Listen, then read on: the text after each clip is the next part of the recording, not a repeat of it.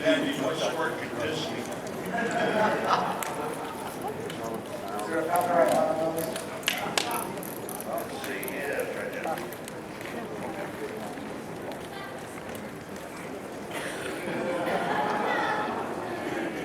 Oh, Goofy.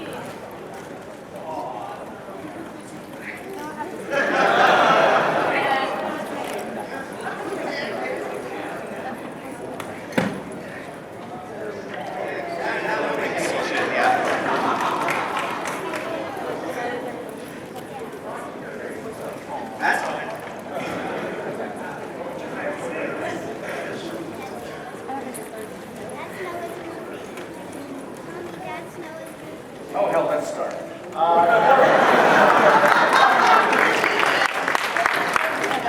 right. Good morning, my name is Mark Evanier. This is my 11th panel.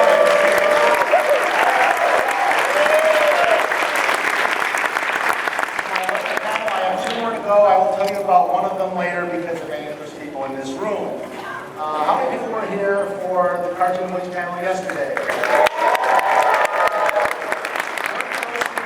Incredible. These people will be even better or else. Well, so long, folks. Yeah. You know why we do these panels. Let me just do this here. You'll notice a certain commonality here because a lot of these people I've worked with, mostly on the Garfield Show, which I direct. And the reason I keep bringing those people down is not. One, I like them, and 2, that the people, when I have to figure out who to put on the panels, they're the people I run into. So I ask them to come down here, and it's very nice that they do that. These are wonderfully talented people who work all the time. You've heard them in tons of shows. I'd like to introduce you to them briefly. On the far end, he is Odie on the Garfield Show, and 85 of the other characters. He's Squeak the Mouse. He's the mailman. He's on, well, I'm going to tell you all the other shows now. This is Mr. Gregg Berger, ladies and gentlemen.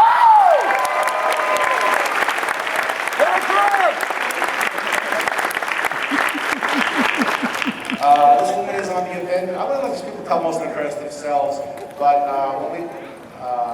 when she wrote to me, I was never so happy when she asked me if she could get the panel this year because she's one of the best actresses in the business. She has one of the greatest sultry, sexy voices I've ever heard. This is Miss Vanessa Marshall.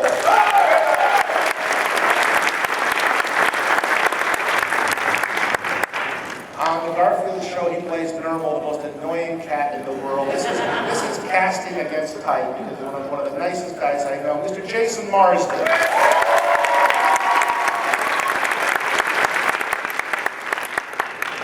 One of the best impressionists, mimics, actors in our business, and the voice of, what's that character you do? Worst, I forgot. Voice of Goode, Mr. Bill Farmer.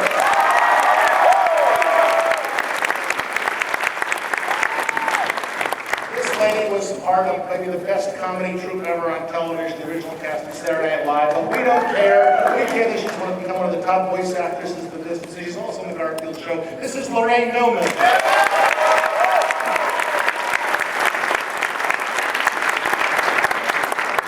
And every year people keep calling me saying, you're going to have Chuck on the panel again. Please have Chuck on the panel again because we love this man.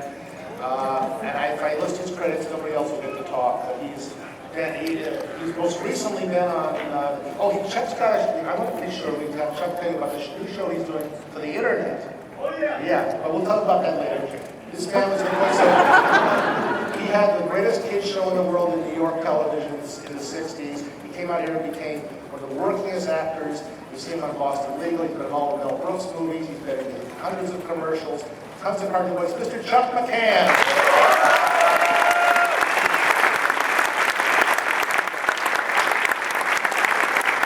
Okay, folks, you know the drill. Greg, we're going to start with you. Run down what the shows you're on currently and what you've been doing lately and give us some demos. And once again, I will ask you to close with something very obscure that you've done in the business that we don't know about. All right, well, thanks to the Hub, G1 Transformers is back on, the original G.I. Joe episodes are back on, all my animated Men in Black episodes are on.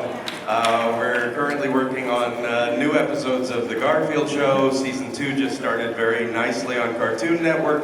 So here's a little bit of everything. Me Grimlock, me what? Leader.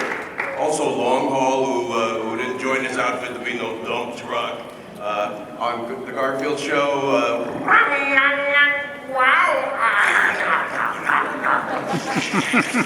still doing Odie. It's Wing the Mouse. Is he got a very firm position in the house there? And Harry the alley cat down the street. And Herman Moose, the mailman who rates the Arbuckle House. And on Garfield and Friends, I was Orson the Pig, who was probably the closest to my normal voice. Wait for a break of everything made. I was also a corn-fed pig. Let's see what happened. I was also Agent K. Shoot him, Jay. He's a cerebro-factoid. You know where to aim. And the grumble on our real monster.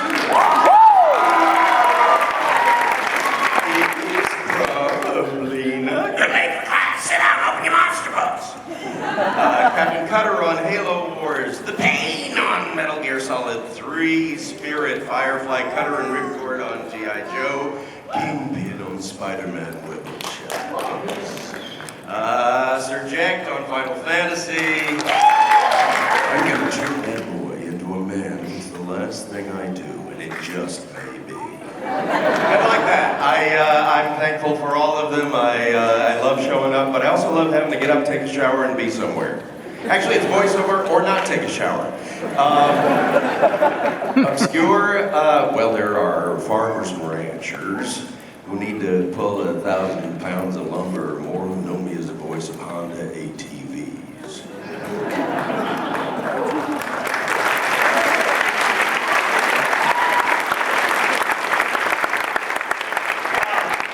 Vanessa. Well, let's see. Currently, I'm playing Black Widow on the Avengers. And she's speaking with a Russian accent. She says, "Hail Hydra."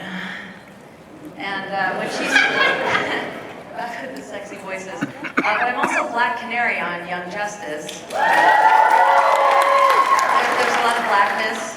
And speaking of which, I played Irwin on The Grim Adventures of Billy and Mandy. What's up, yo?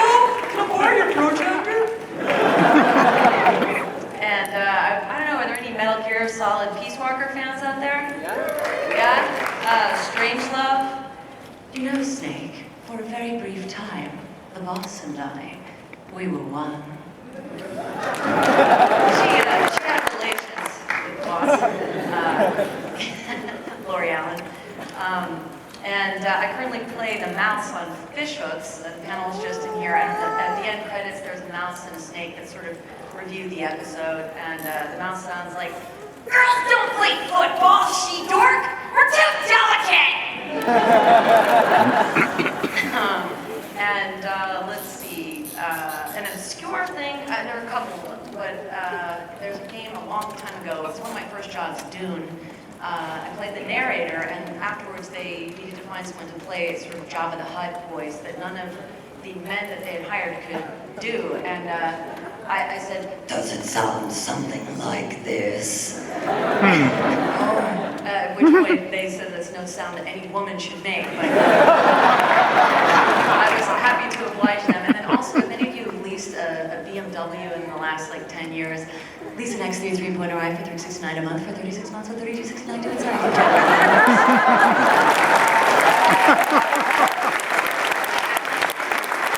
It may have had some subliminal effect on your purchase. Anyway. Did you also do like the lead-ins for the actors at our agency? Sorry? Did you? I thought I had the privilege of you going and now Jason Marsden. Oh, yeah, maybe back in like 1902, sure. It's a highlight. Well, I'm Max. This guy right here. Here's my dad. He took me to the Powerline concert. I kind of manipulated a bit. You sure did. I apologize for that. I apologized off screen. I wasn't, total mean to you the entire time. I'm Chester McBadbad on Fairly OddParents. Team Spring. I got braces Much.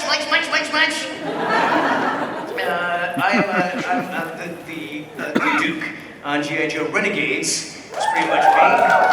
Roadblock, tunnel rat, roadblock, tunnel rat. Take out those drones, Scarlet, you're with me. Snake Eyes, where'd he go? He always does that. What if anyone plays Fallout New Vegas? I don't remember much of the dialogue, but I know that I was kind of depressed. Brought the game down a little bit. And I'm Nermal, I'm Garfield, the most annoying but adorable kitty on the planet. Chase Young and Gentleman Showdown. Who got that? Let's see, obscure stuff. I just did the new Knights of the Old Republic, where I was, I played 2 aliens, I did like 400 lines of dialogue that were not English at all. Something like, oh, Garakaskatapara. Which means put down your controller, go outside and play.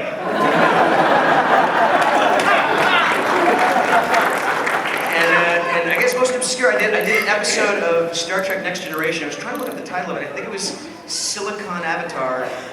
There's an episode where the Enterprise rescues a family, and the mom has lost her son, and she's talking with Brent Spiner, who played Data, and he brings up an audio journal of the son. And so, computes in his head, his mouth opens, and it's my voice coming out. So, there you have it.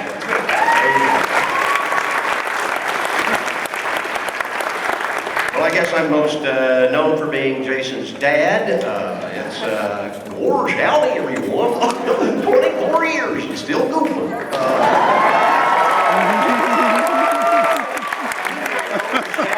A lot of the other stuff I do. Let me see. I was just trying to remember because I didn't make a list.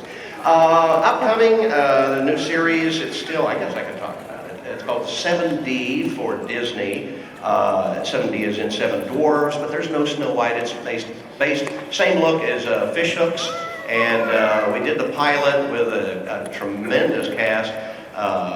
Let's see. Well, Billy West, of course, and Steve Stafford. Who else?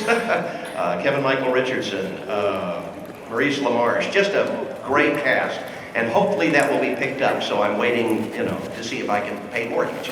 Over the years, I've been on Billy and Mandy several times. Of course, now we're doing still Mickey Mouse Clubhouse after 140 episodes of that, which I was very proud. I got nominated for an Emmy this year, so if you stick around. The Madagascar ones swept the whole thing, but I'm still happy with it. Let me see. Over the years, I've been able to do actually more Mel Blanc characters than I have Disney characters. Movie Space Jam, I did Foghorn Leghorn, Sylvester the Cat, Yosemite Sam, and I say that, boy, that kid don't pay attention to me, Roberts. And Oh, brother, ain't I a stinker? I did Bugs and Daffy in an episode of Robot Chicken, which you may have seen, where they did a rap with Elmer Fudd. You're despicable! That kind of thing. I've been doing a lot of more live work lately. I'm in Fred Willard's stand-up comedy group called the Mohos, and we do shows monthly for the public and stuff, so it's always good to walk the boards again. So, anything else that comes up, Movie Secretariat was out last year. I did a few voices in that. Jack Whittaker, I had to fill in his voice. Obscure things, a couple come to mind. In the movie Beauty and the Beast, when we were in the ADR group, and when Gaston is in the bar and he's throwing eggs around, and there's one thing where he throws eggs up and he swallows them. That was me. And anything else anyone will pay me for. There you go. Thank you.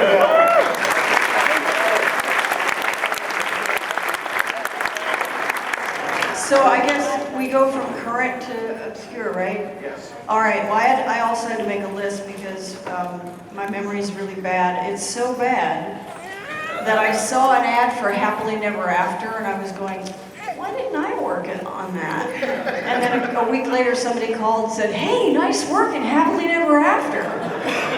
So Well, currently there's a show called Winx, but I don't know if it's on the air right now, WINX. And I play, this kind of mother, just fairy mother. And I play most of the mothers on Metalocalypse. Does anybody watch that? Scar's mother. I have veins on my bosoms that are a map of Stockholm. And I get Nathan's mother. You ruined my vagina! And Pickles' mom. Pickles, give your brother a jab! And various other women. And of course I'm on Garfield, which I absolutely adore working on. And I think there's one other. Oh, Doc McStuffins, is that on the air yet? I don't know if that's Disney Kid. It's a really cute show. And I'm Utility. That Utility is like, yeah, I'm Utility, which is a voice that I did on the Goode Family when I played. And since this is an under 18 crowd, women who wear comfortable shoes. And that's also the voice that I use for Coach Tetzlaff on Danny Phantom.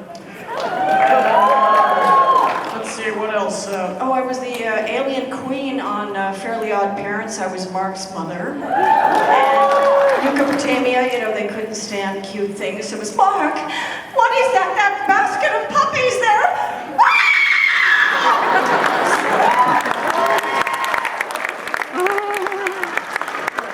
That's right. Oh, we did work together on the Lawrence. That's right. Yeah, I can't remember what we did there either.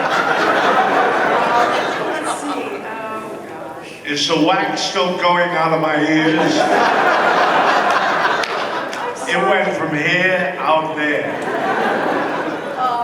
Going way back, on the New Adventures of Batman, I was Baby Doll.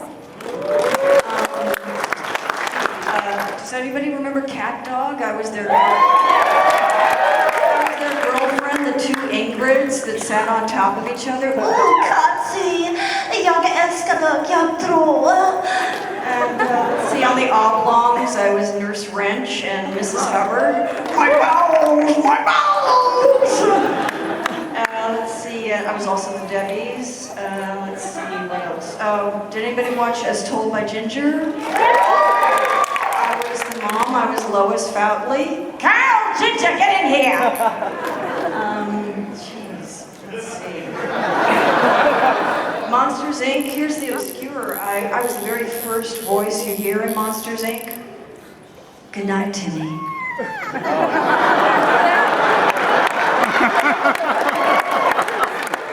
Let's see. You ruined my vagina. Oh, and the very first job I did, listen to this cast. It was Hysteria. Listen to this cast. Jeff Bennett, Rob Paulson, Maurice LaMarche, Tress McNeil, Frank Welker. And the most recurring character was Misinformation. This is the Lincoln bedroom, where the bipolar shopaholic Mary Todd Lincoln slept. But they didn't. We're walking.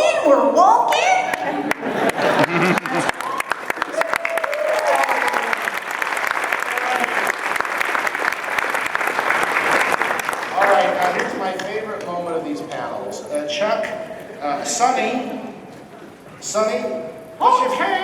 what's your favorite cereal? My favorite cereal is Cocoa Puffs. When I hear that name, I just go, woohoo, woohoo. I'm Cocoa Puffs, Cocoa Puffs, Cocoa Puffs. Calm down, Sonny. Don't get so excited. Okay, Gramps.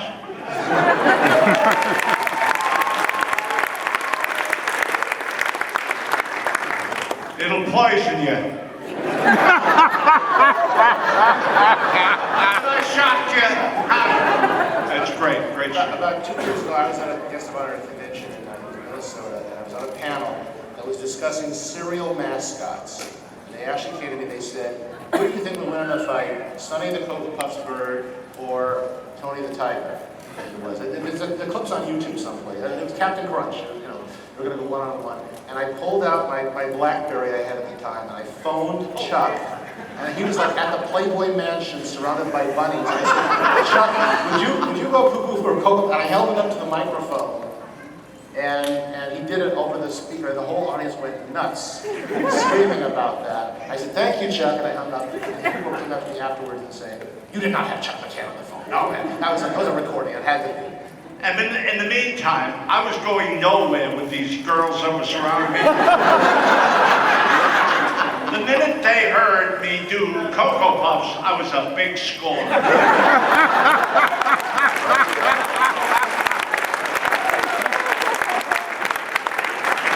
It shows you gotta have feathers in this life. Chuck, this year is the 60th anniversary of the Fantastic Four. Tell us about your connection with the Fantastic Four. This guy, it's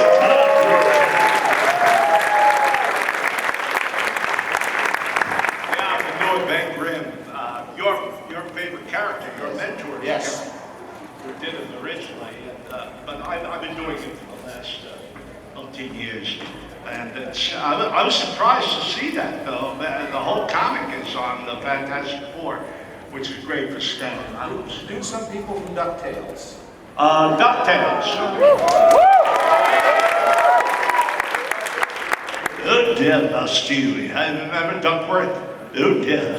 Oh, please, sir. Don't forget the boys. You must go to bed because Scrooge will be home any moment. Oh dear.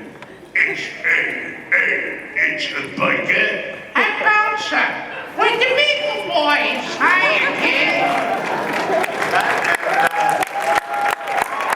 Oh God, I did all the voices. We did so many voices on that thing.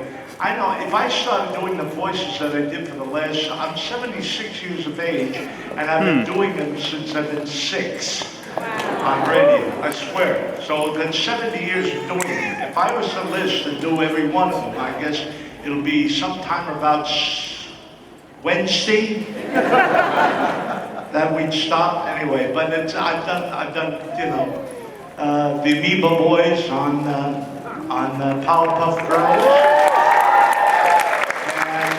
Oh gosh, so many. But anyway, it's been a wonderful career. Thanks to guys like this, you know, this creator right here. This man is a great creator. I want to tell you a fabulous story. Tell us about your Ustream show. Tell us about it. Okay. I'm currently running around the country with Tim Conley. And I'm like Harvey Korman was with Tim. I've known Tim for years. We did movies together, that away.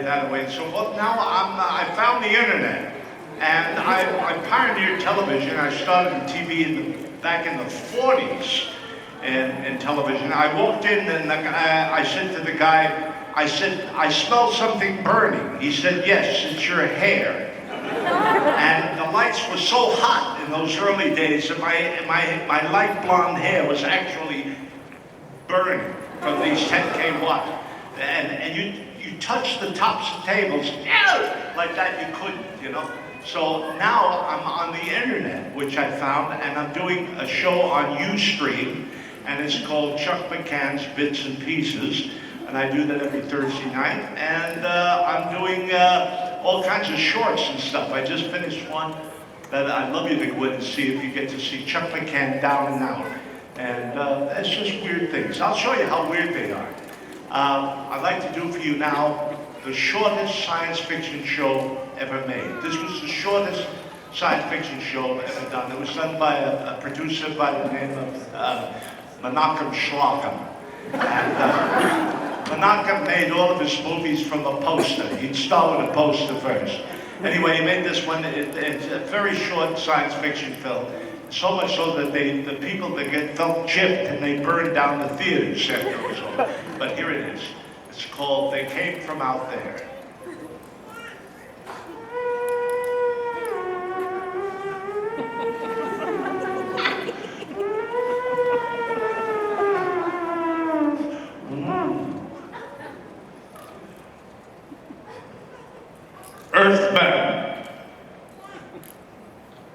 We have come many miles, light years in our terms, miles in yours.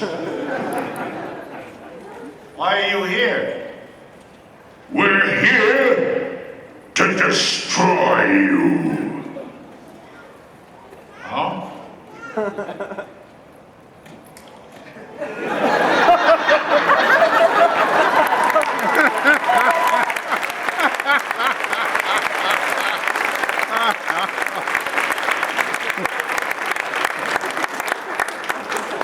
Short, huh? Thank you, Chuck McCann, ladies and gentlemen.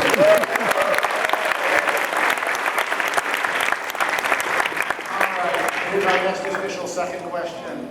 Tell me the names of a couple of people you were impressed as hell to be working with over the years. You couldn't believe it when you looked across the studio and found that the next microphone was inhabited by Greg. You get to go first. Well, first and foremost, and I was the new kid on the block. I was seated by Gordon Hunt next to Mel Blanc, and I could have died happy that day. I could have died happy many days. Jonathan Winters, James Brown in an episode of Duckman, and all people that have been named that are legendary within our community. When I started on Transformers, I just sat in awe that I was in the room with Peter Cullen and Frank Welker. I mean, I knew I had to bring my game up because I was in the presence of people who were so high in my esteem anyway. I think the voice community in general is enamored of each other. I think we all have our own thumbprint, things that we do that hopefully nobody else does, or and I think so the answer is a lot of celebrities and a lot of people whose names you may or may not know, but who are held in high regard by me and who I love working with every day, every week, every month, and thankfully and thanks to all of you for many years.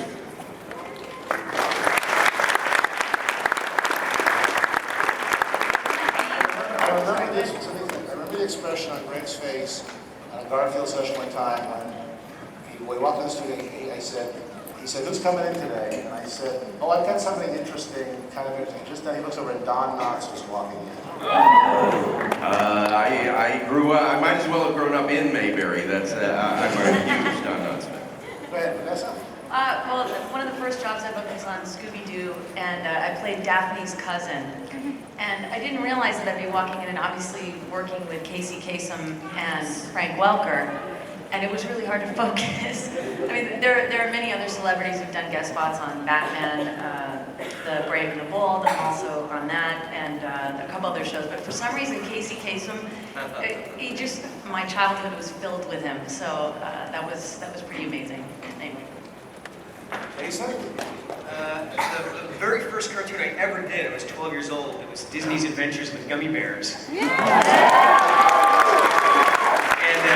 talk about like being thrust into a room with some greats. I walk in and there's June Foray, Paul Winchell, Lorenzo Music, Corey Burton, who was just kind of starting out, I think. And I grew up with these guys because, you know, then they had Saturday morning cartoons. And so I recognized all these voices, and I'm seeing them. And I was a big Garfield fan, so it was a treat for me to meet Lorenzo Music, because I don't know if you remember when they had the Garfield specials. Lorenzo was always in silhouette, so I thought it was a big treat that I got to see what he looked like. But I was so green, like fresh out of acting school, and I was always taught, like, you got to look your fellow actor in the eye when you perform with them. And so they had lined up the microphones, one in front of the other in 2 rows, and I was at the very front. So all my line was like this. Jason got on the mic with me. Oh, sorry. I had to turn around and see these voices come out of these faces. And of course, you know, working with Frank Welker, and Greg's right. I mean, I'm such a fanboy of everybody that I work with, and getting to meet Bill when I was a kid, and then getting to play your kid. And Loraine, who I don't even remember, Dudley, yes, yeah. And yeah, it's always biggest one recently, we did the Garfield DVD movies, was Tim Conway. Because I loved Carol Burnett's show. I watched the Tim Conway show, and he was was just amazed. He walked in the session like, oh man, Greg, you're going to be working on this. He's like, oh, I had a doctor's appointment, but I guess I'll stay here anyway. That's Tim. Let's see. When I first came out to California, the first a friend of mine said, well, you need to take classes. So he said, you ought to call up Dawes Butler. I say, the Dawes Butler, you know? And he said, yeah, just call him up. He charged like $10 to spend 3 hours with him at his house in Beverly Hills. So I called him up, and here's this little guy, kind of sounds like Captain Crunch. Oh, Bill, come on over. Yeah. Oh, yeah, it's just on Wednesday. Well, if you don't have $10, just don't worry about it. So I go over to his house, and he teaches us, and I mean, everybody, Nancy Cartwright was in the class, and a lot of other, I think Corey was taking classes then. And I was just in awe of this guy because I grew up watching all the Hanna-Barbera stuff, and he was just, he was the first one. He enthralled me in so many ways because I always considered him one of the greatest voiceover actors ever. He also was just genuinely nice, and some kid just out of Texas.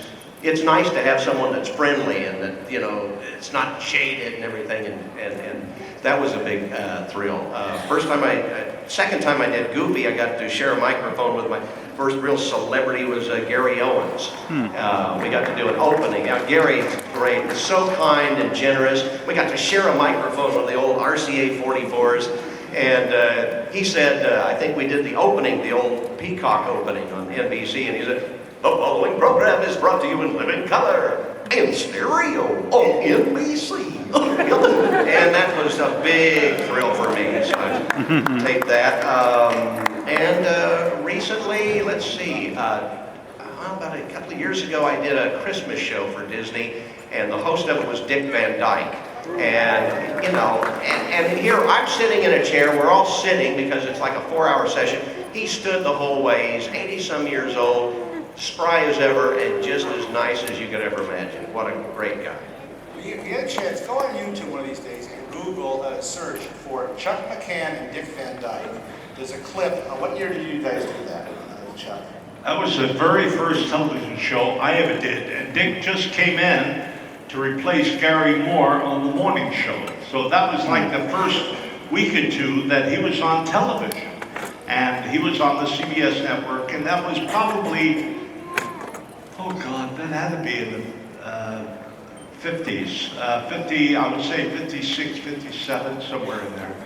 And we did Laurel and Hardy, and then we did the same sketch as Gleason and Carney to show how similar Gleason and Carney were trying to, you know, emulate Laurel and Hardy. And so we did a thing called the Vacuum Cleaner Salesman. So if you go to my website, chuckmccann.net, you can see it, it's in there. Chuck, you all know Chuck's a long association with Laurel and Hardy. He was one of the founders of the Sons of the Desert. He was a close friend of Stan Laurel's. I can't think of a better name drop in the world than to use Stan Laurel. And he's been playing Oliver Hardy to Jim McGeorge's Stan Laurel ever since. Say, Ollie, what, Stanley? What does this remind you of? I haven't the faintest idea. What on earth should that remind you of? Well, it reminds me of Thursday. Now, how on earth could that possibly remind anyone of Thursday? Well, it's simple. There's Monday, Tuesday, Wednesday, Thursday.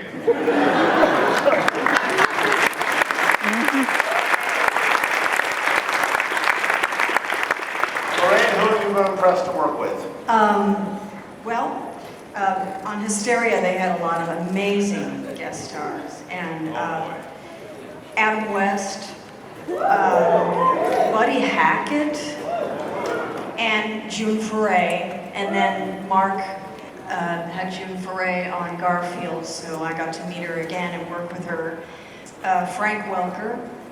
And Scooby-Doo, I got to work with Casey Kasem, and I grew up listening to him as a DJ on KRLA in LA. It was just so amazing to meet him. And Stan Freberg. Yes. Anybody asks me, when will we ever get Frank Welker to come down and do one of these things? He keeps saying no. he keeps refusing. He won't do it. He doesn't think people would be interested in it. He doesn't think they care about it. Okay, now, Frank Welker's agent is in this room at this moment. The woman with the easiest job in all of show business. Would you all please join me and turn to Kathy and say, Kathy, will you get Frank to come down here for God's sake?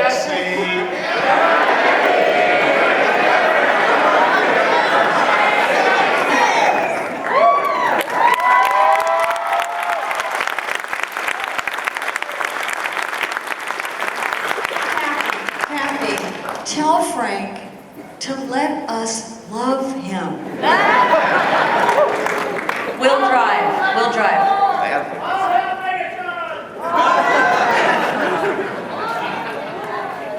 That's right, yes.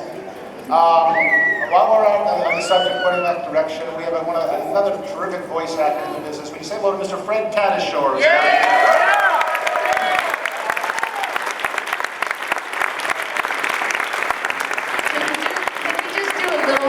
Just a little Hulk. I live for his Hulk.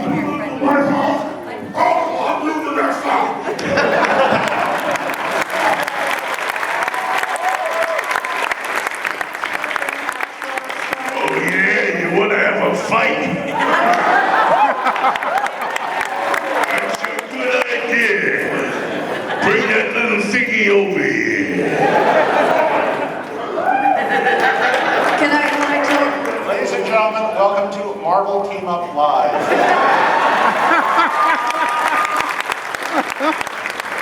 I just have a Fred Tatasciore anecdote. He and I were looping, was it Surrogates? And I watched him morph.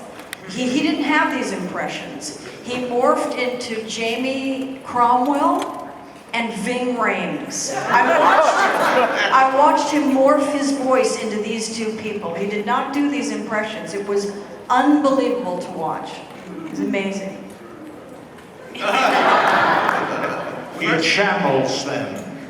Fred is one of those guys. How long you've been doing this, brother? Maybe like a few years ago, and Fred's one of those guys that you just meet and you're drop dead and in awe because he's just ridiculously talented. There's always someone new and exciting. The preceding infomercial was brought to you by Fred. Fred just did a Garfield episode. We did an hour special, which is it'll be on like a year from now. It's one of my two favorite episodes we've done this season. We're really the third season now. We got to start the fourth season in like 2 months from now. I'm running out of lasagna jokes very fast. But this episode, thank you. I'll start writing one right now. We did this episode. This will interest 10 people in the room here. But they came in, so we do a 1 hour special. You got to write something like, you got 3 days to write it in and record it. And we brought Fred into this. And the episode, I'll just say the title, it's called Long Lost Lyman. It's the story of what happened to John's roommate, which we never saw before in the show. And the other great one we did was when June was on with Loraine. Loraine played, don't do the character now, but Loraine played June Foray played this character, Mrs. Cauldron, who people think is a witch, and Loraine played her niece. And the two voices meeting together was frightening. Remember that, Greg? Fantastic. Anyway, it's now, what these people do, we're going to show you. We're going to do a cold reading now. Those of you who heard yesterday heard the same script being done. We're going to do a different interpretation with different people doing the roles, and they have not seen the script before. Honestly, a couple of people were here yesterday, so they heard a little bit of what we did, so they're not completely unfamiliar with material, but they don't know which roles I'm going to stick them with either. So I'm going to assign the roles out and play director here. We have here a very boring, anything funny you hear was not the script, it was added by these people, adaptation of the story of Snow White and the Seven Dwarfs. And we're going to assign the roles, we're going to read it out, and you'll see pretty much how this works when it works. Chuck, you are playing the magic mirror, the priest, dwarf number 1 and dwarf number 4.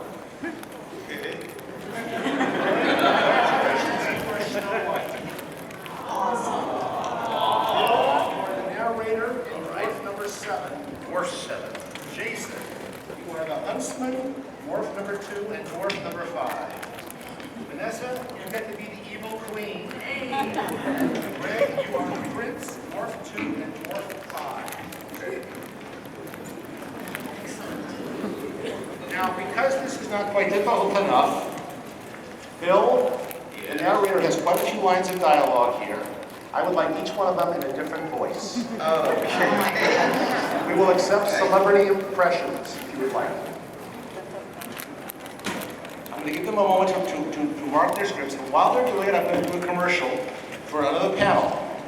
There's probably a few people in this room who are interested in careers in cartoon voices. I thought they would like to do it someday. We used to, in these panels, talk about that a lot, but it didn't work to talk about serious stuff and entertainment at the same time. So we've carved out a separate panel. It will occur this afternoon at 3 o'clock. It'll be, and they give me more time than they usually have. It's an hour and a half. In room 25 ABC, which is on the other side of the sales area outside, which we're facing now. And it's going to be called The Business of Cartoon Voices. I'm going to have a couple of top agents in the business there. I have a couple of voice people. Wally Winger is going to join us. Chuck's going to be there, and Vanessa's going to be there.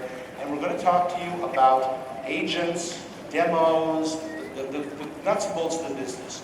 There are a lot of very, very fine, honest, helpful voice coaches out there these days. Bill and Gregg, I know are both coaching now. And you can do, if you want a career, you should get to someone like that. There's also a lot of predatory ones who charge you an awful lot of money for not doing much for you. Take your money before you're ready to make a demo. We will promise you that that you too can be so big that, like Frank Welker, you don't have to come to my panel. And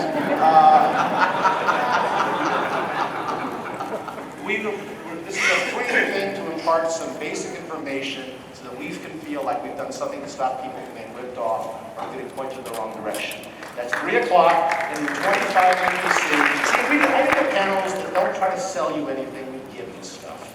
So anyway, are you all ready, folks, here? Okay. Yeah. You found all your roles here. Chuck? Yeah, you got one above that. Yeah, you're that. All right? All right. Now, Chuck and Bill, I know did not see what we did that the other people did yesterday. Gregg had to leave before, so you didn't see it. Jason, you didn't see yesterday's, did you? Maybe. Oh, okay, Jason. All right. But anyway, note if you were here yesterday, compare these. This will be completely different. Folks, do whatever voice you want. If I decide that you're in the wrong direction, I may stop you and have you change to a different voice. But yesterday was really not necessary, you'll notice.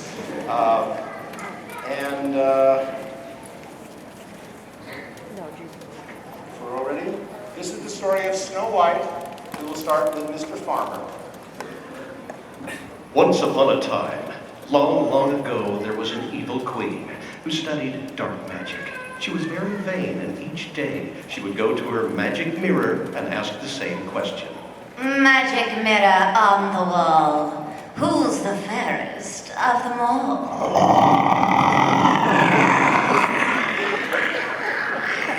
And each time the mirror would give her the same reply.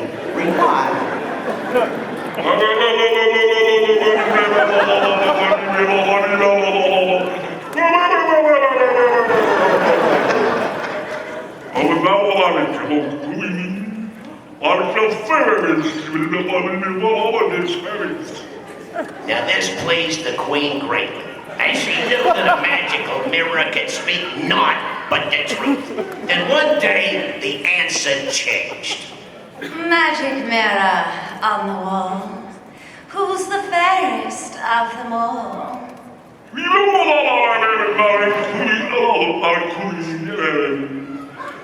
are fair, it is true, but Snow White is even fairer than beautiful. Are you drowning? The crack in the How dare she?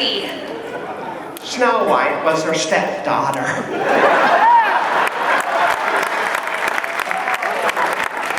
Last extraordinary beauty that had recently blossomed. Oh, you're so sweet. Thank you so much. What is wrong, stepmother? Mother dear? Nothing, Snow White, dear. Run along and do your chores. Okay. She summoned her huntsman to the royal chambers and gave him an order. Take Snow White into the forest and kill her. Your Majesty, I just can't do such a thing. You are tedious. You will follow my orders, huntsman. And you will bring me her heart as proof you have complied. That's intense. Still beating, please. The huntsman took Snow White into the forest as ordered and managed to draw his knife before his conscience seized control. I thought about doing it, but I can't. I can't. I want it, but I can't do it. I just can't.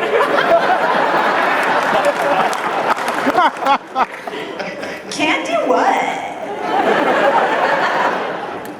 Oh, I didn't see you over there. Unfortunately, I can't. I was ordered to kill you, and I can't do it. I can't do it. The Queen ordered me to do it. What? She wants to kill me? Oh my god, that is so messed up. Your dad made a wrong choice.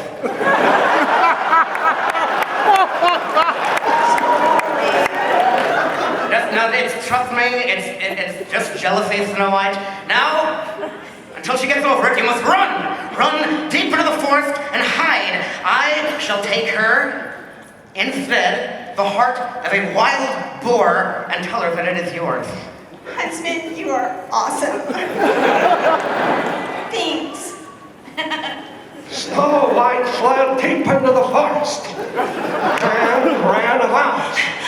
As evening was about to fall, she came across a little house and went inside in order to rest.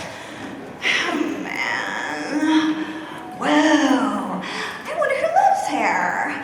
Oh, whoever they are so cute. They're so small. I see 7 little plates, 7 little chairs, and these are so cute little beds.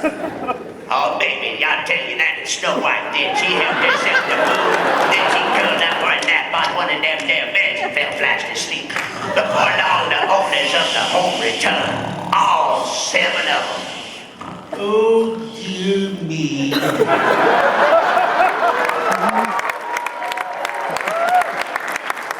Well, if I didn't know any better, I think somebody has broken into our home. All the time we were in the mine, fellas. How about that? I can't How believe about it. that? I know. And then look over here, someone has been drinking our milk. I thought I was dwarf too.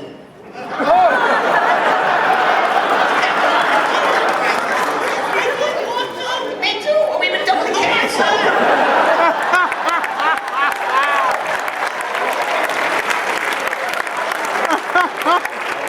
Take 2, better actor. Take 2, another actor. Hold on, I lost my page here. What are you as dwarf 3? I don't know. Whoever is the prince is dwarf 3. Oh, well then someone has been eating. Someone has been eating our bread. Say, look, someone sat in my chair. Wipe it off before I... Oh, I'm gonna get up. I thought that was my chair too. Who could it possibly be? Who's 6? Well, it's possibly Dwarf 6, whoever that is. They're too small to keep track of, I'm sorry. Marley, who's been sleeping in my bed? Time out here. Okay, Gregg, you are Prince, Dwarf 3, and Dwarf 6. Okay. It's my mistake. Take 2. I liked it the other way. Perplexed. Let's take it back to the entrance of the dwarves. Yeah. Please. Who's been All 7 of them.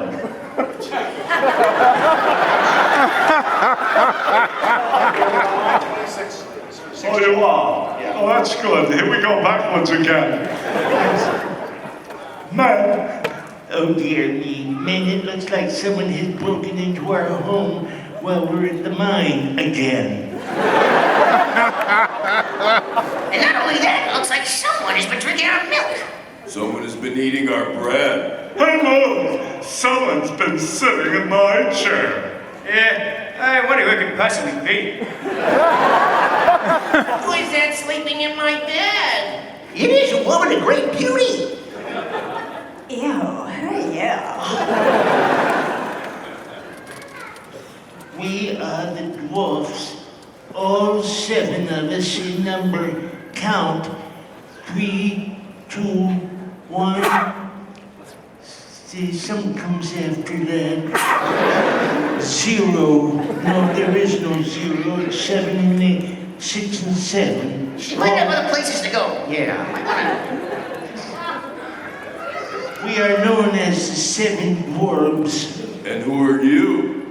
And what are you doing in my bed? Well, Snow White explained about our stepmother, evil queen, and told the huntsman to kill her. Wow, that's absolutely terrible.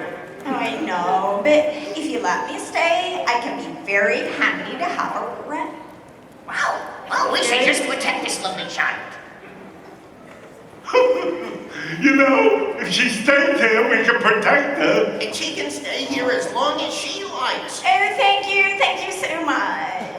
Well, so Snow White stayed with the dwarves cooking and cleaning for them. It was a fine arrangement until the next day when the queen asked her mirror.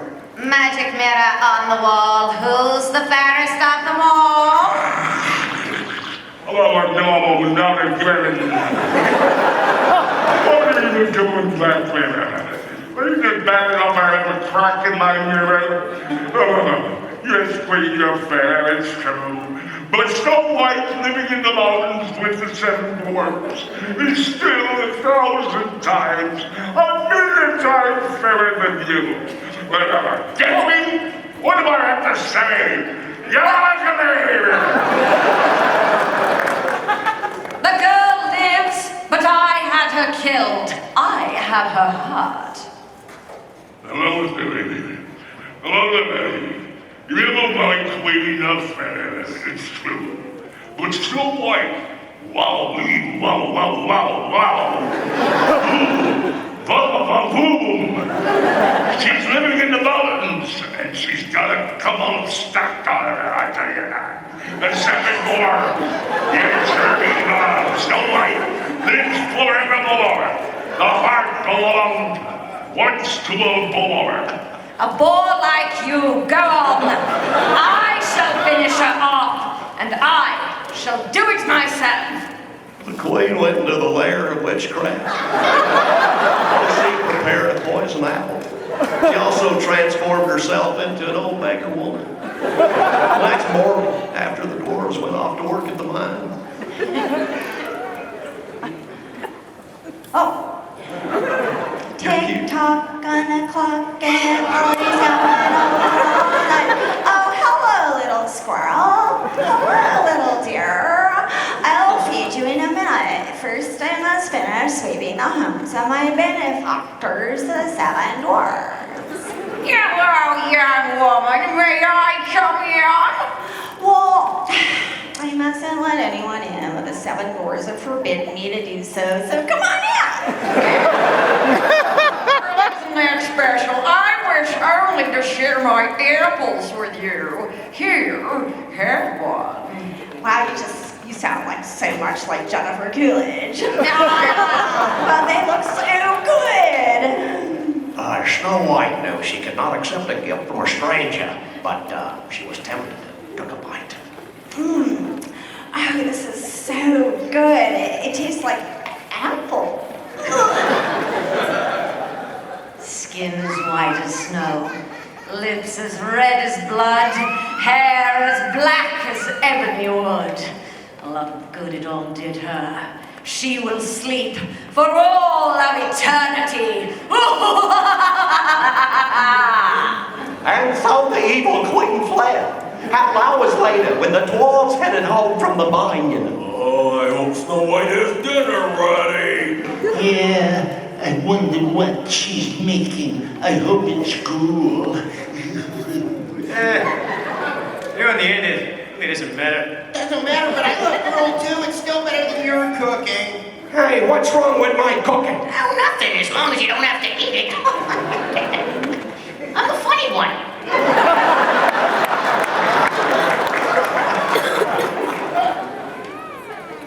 Hey, don't fight, man. Now that we're home, let's be pleasant to Snow White. And that is when they saw her. Yes! Hey! They tried to revive her with all of their might, but it was too late. That left them the sad task. She's dead, we have to bury her.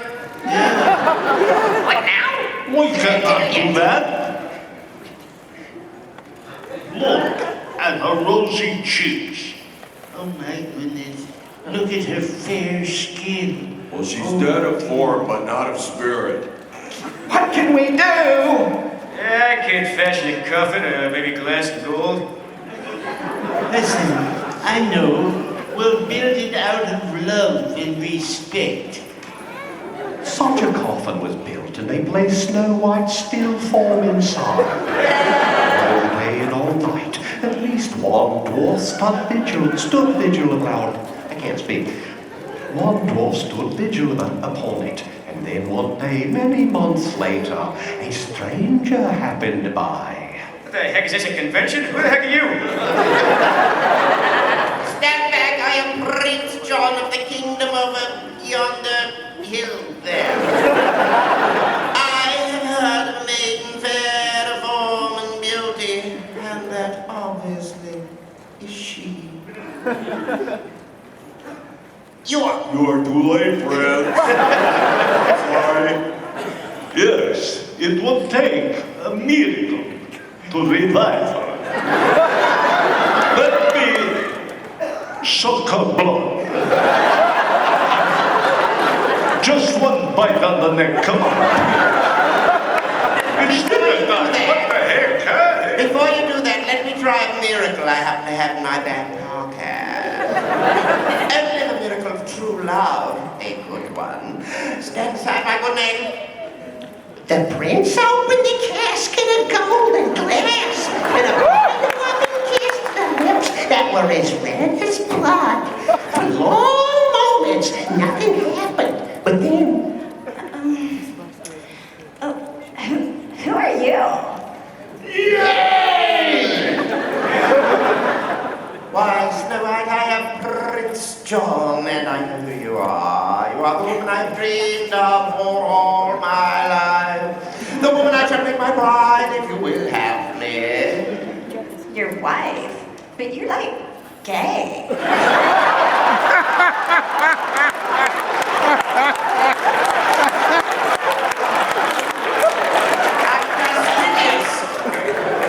Okay, well, do you have any money? I'm Metro. All right, okay. Do I have the same script? I don't know. And so they were married. And when the evil queen attempted to attend the ceremony, the prince had her seized and thrown in the dungeon. All right, dear Prince John, take this woman here, this one here, to be your bride. I do, to be my beard. Bride. Sorry.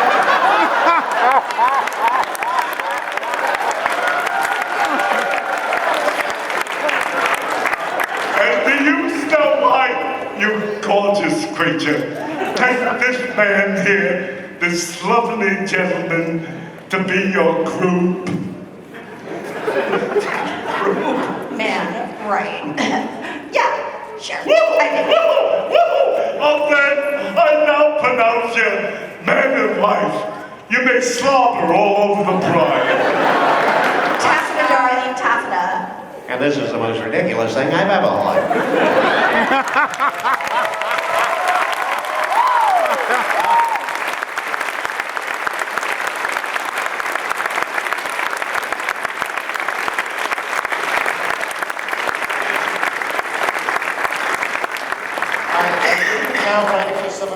about 43 different voices, 6 of which were Ed Wynn. Thank you, Cass. Wonderful job. What you've just seen is, like I said, a cold reading. I direct voices. It's when you hire people like that, it's the easiest job in the world. You just give them the script and say, here are your microphones, and here's the roles you're playing, and you stand back and get out of the way. If you have to give them a lot of directions, you hired the wrong actors. And that's the secret of the secret to voice directing. Hire the right actors and leave them alone.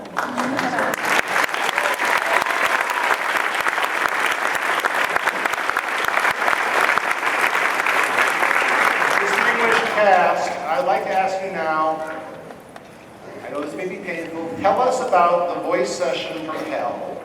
Tell us about the time you left hoarse and... I'm going to think about it when I go to the bathroom. Okay. All right, we're going to tell Jason's stories while he's going. When you gotta go, you gotta go. All right. Pretend you're an astronaut.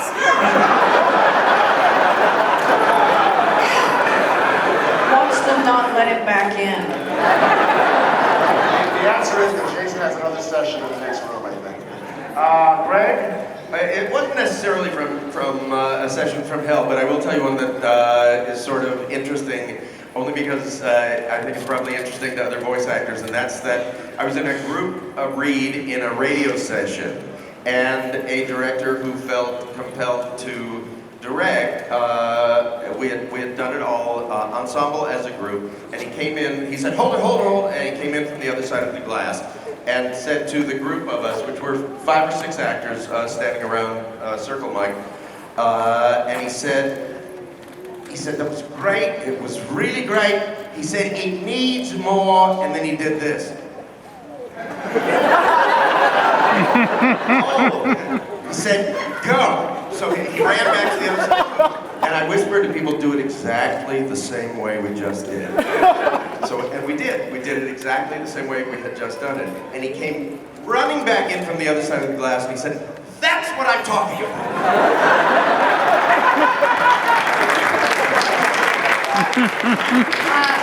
I was doing a Gallo wine commercial, and they're pretty much the same basic. It's grapes, they're fermented. We know what wine is.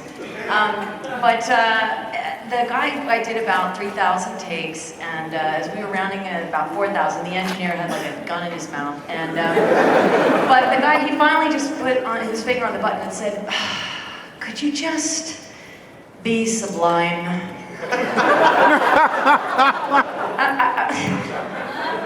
I was like, this session is sublime. And we ended up using like the second take. But the one session from hell, I was Mary Jane in Spectacular Spider-Man. And I won't do the Face It Tiger line because that was done yesterday, but I got to a session one day and Stan Lee had just left. Yeah, that hurt. That was probably one of the worst days of my life. I could have met Stan Lee. Darn it! That hurt right here. A couple come to mind real quick. I did some ADR in a movie, The Son of the Mask, which in itself was just a great movie. And proud of that. Richard Horowitz, if you know him. Oh, you're there!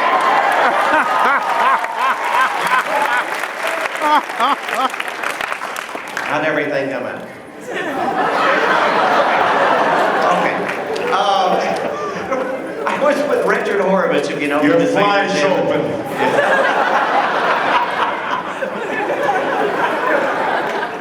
We were doing The Son of the Mask, and we had to do a dog, and there's one scene where the dog morphs into this creature, and he has to get pulled around a house by his tongue and through a chandelier and up and all over.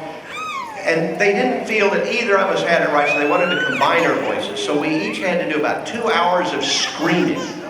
And my voice is a little raw right now, I'd do it for you, but 2 hours of screaming. This happens a lot in video games where you're the army general and some zombie's killing you and ripping you apart. But the screaming, that was a hell gig. And that was like almost 3 hours until we both just lost our voices. I couldn't talk for a week. Another one was actually with Disney. I had to do a thing where there was a kiosk, And so you could get like a CD with your kid's name in it. And Goofy was singing "Take Me Out to the Ball Game." And so I had to do the basic thing, but I had to do certain places throughout the song, I had to put the kid's name in. So I had to go, "Andy, let's go to the ball game," over and over, and I had to do it, I think, 2,800 times. And so it was like, boy, that will just drive you nuts. You'll start drinking after that. Boy, I don't really have, I love this work. And I really, for the most part, you meet the nicest people in voiceover and animation, bar none. I mean, so much, more than any other area of this kind of work, of, show business. I guess just, like Bill is saying, the tedium of, especially games where you have to do scream like you're afraid, scream like you're afraid for this and that, and various, emotional aspects of screaming for 6 hours, and or a mean director, but that's been very rare. I don't really have a good anecdote for that. We'll have to make one for you then. Oh, thank you. Chuck?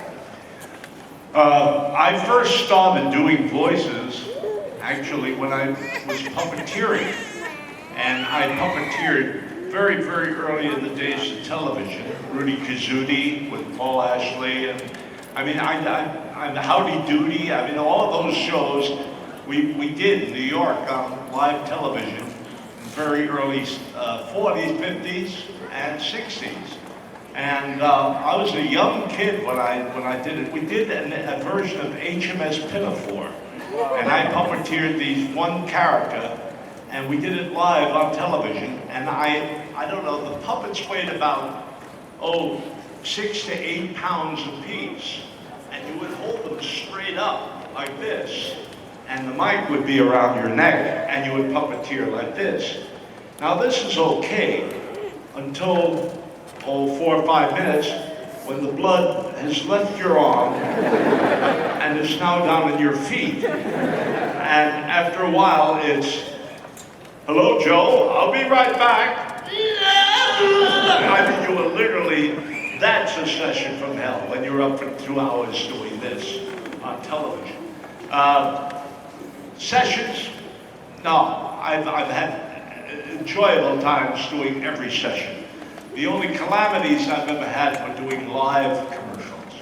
I did a Laurel and Hardy commercial with an airplane, a DC-6, DC-3, it was a DC-3 coming straight at me, and he was supposed to fly over my head.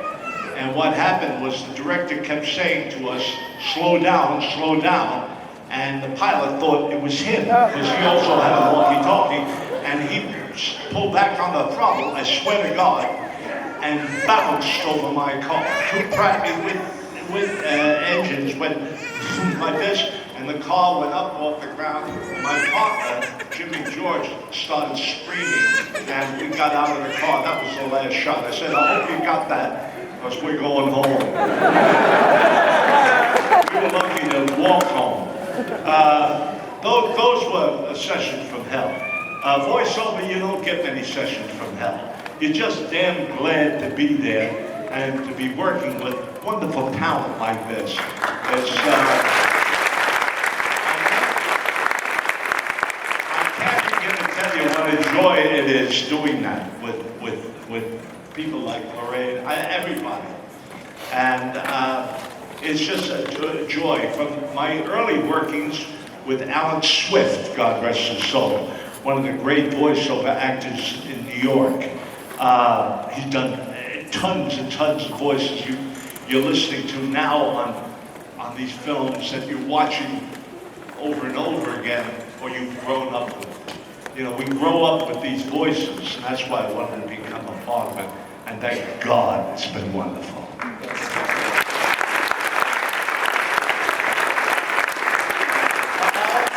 Voiced a lot of characters in the Howdy Doody show, and he was voiced by half the cast of Underdog and all those shows in Total Television, and King Leonardo, and he was Odie Coloni on the King Leonardo show and things like that. I'm going to ask Chuck to tell a story. Jason, you have a session from hell story.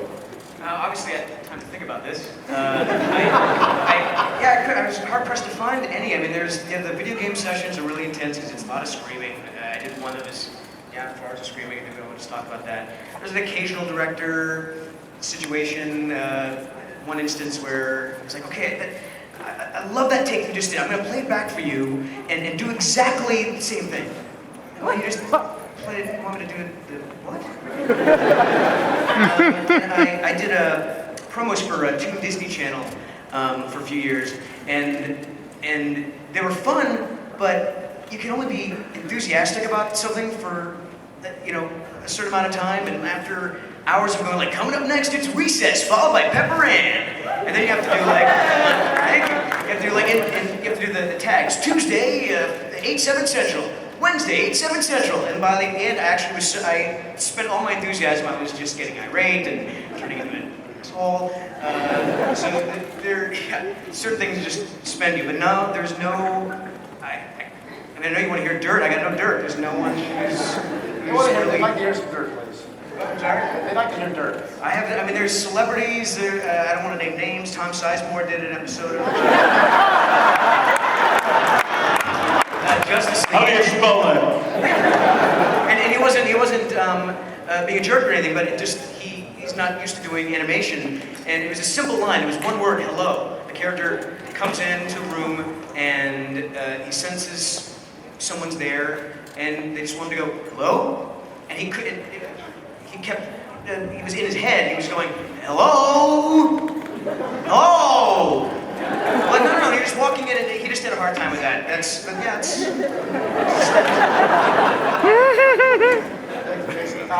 I've had trouble with hello. It's goodbye that I hate to hear. Goodbye. Chuck, I make you tell a story that I want to hear. Okay. This is a little off the subject here, but we got Chuck here, and I can't resist the chance to have you hear a story that I've heard from him. I'm going to take you back. I'll do the beginning setup, and then you can take over. All right. There was a time, a golden age in New York children's television, when you could turn on the show, the TV every day, and see an hour of Chuck McCann and an hour of Soupy Sales back to 4 hours on Sunday. Yes, right. And I heard about this living in Los Angeles, and I wish I could just try to get my parents to move to New York just for the afternoon every day. We can move back to the evening. There's a famous incident you've probably heard when the day after New Year's, Soupy went on his show, and he asked the kids, told the kids, when your parents are asleep, don't make noise, but go into Daddy's wallet, and you're not making noise, and take out those pictures of presidents and send them to me. Postcards from Hawaii. So this was a huge scandal in New York, and the station felt they had to fire or at least suspend Soupy Sales. They called Chuck. The next morning, they called Chuck into the office, the station manager, called Chuck in, and told him he had to take over Soupy's show. Chuck, would you take the story from there? Soup was my friend, and a very close buddy, and Frank Nastasi, who played the Pooch, and everything. So I got this call from the manager of the station, who will remain nameless. But anyway, he had very short little arms and little hands, and he was quite short. And he came up to me with his finger in my face, and he said, "You gotta go in and fill in for Soupy and apologize." That's why I got really miffed over this. "You gotta apologize for WNEW." I said, "Look, Mel." Am I giving away his name? Anyway, so I said, "Look, okay, I can't do this. He's my buddy, and I'll do the show, but I hate to do that." I said, "But I'm under contract here." So he said, "Yes, you're under contract. Don't forget it. I want you in there. You will apologize for Soupy." So I said, "Oh, you want me to apologize?" I said, "Okay." So I walk into the station. There's all the guys that were directing Soupy's show and everything, his crew. And they were mine too on other shows, but they were definitely in his corner and standing there. And I felt like an idiot. And I said, "Ladies and gentlemen, the station has asked me to come in here and apologize to each and every one of you for what Soupy did last night. As you know, he asked you to go into your parents' room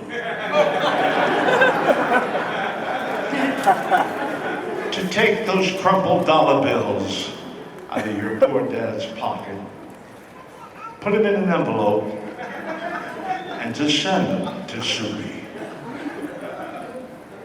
How terrible. How awful.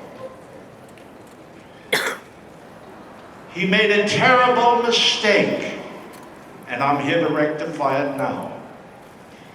Because Soupy forgot to give you the address.